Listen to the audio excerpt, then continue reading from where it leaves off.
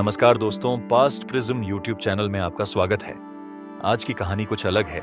ईश्वर ने हर इंसान को 2 आंखें, 2 कान, 2 नासिका, हर इंद्रियां 2-2 दी है, पर जीभ एक ही दी।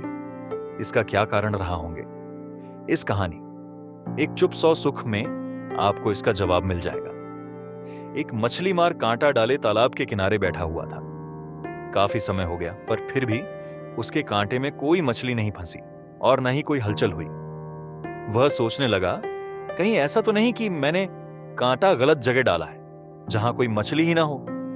उसने तालाब में झांका तो देखा कि उसके कांटे के आसपास तो बहुत सी मछलियां थीं। उसे बहुत आश्चर्य हुआ कि इतनी मछलियां होने के बाद भी कोई मछली फंसी क्यों नहीं। एक राहगीर ने जब यह नजारा देखा तो उसने मछली मार से कहा, लगता है भैया आप यहां पर मछली पकड़ने के लिए बहुत दिनों बाद आए हैं। भैया, क्या आपको नहीं पता कि अब इस तालाब की मछलियां कांटे में नहीं फंसती? मछली मार ने बड़ी हैरानी के साथ पूछा। क्यों, ऐसा क्या है इस तालाब में? राहगीर ने जवाब दिया, कुछ दिन पहले ही इस तालाब के किनारे एक संत ठहरे थे। उन्होंने यहां मौन की महत्ता पर प्रवचन दिया था।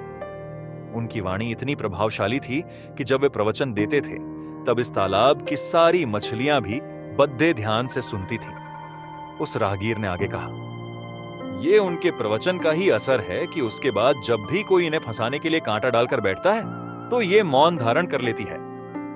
जब मछली मुंह खोलेगी ही नहीं तो कांटे में फंसेगी कैसे?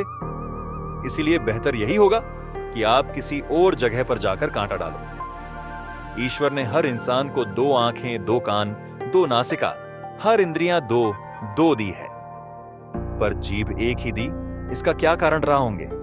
क्योंकि यह एक ही अनेकों भयंकर परिस्थितियां पैदा करने के लिए पर्याप्त है। संत ने कितनी सही बात कही कि जब खोलोगे ही नहीं तो फंसोगे कैसे।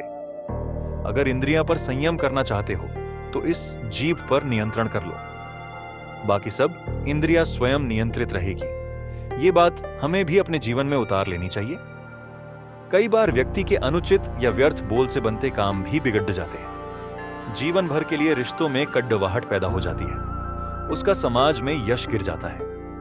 वर्तमान में देखें तो बहुत सी समस्याएं का कारण ज्यादा बोलना या अनुचित बोलना ही है। ईश्वर कहते हैं कि कम बोलो, धीरे बोलो और मीठा बोलो।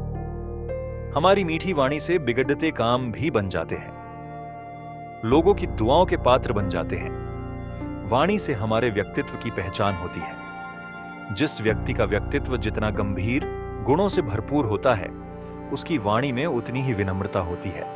विनम्रता पूर्वक व्यवहार हमारे चरित्र को ऊंचा बनाता है, समाज में सम्मान दिलाता है।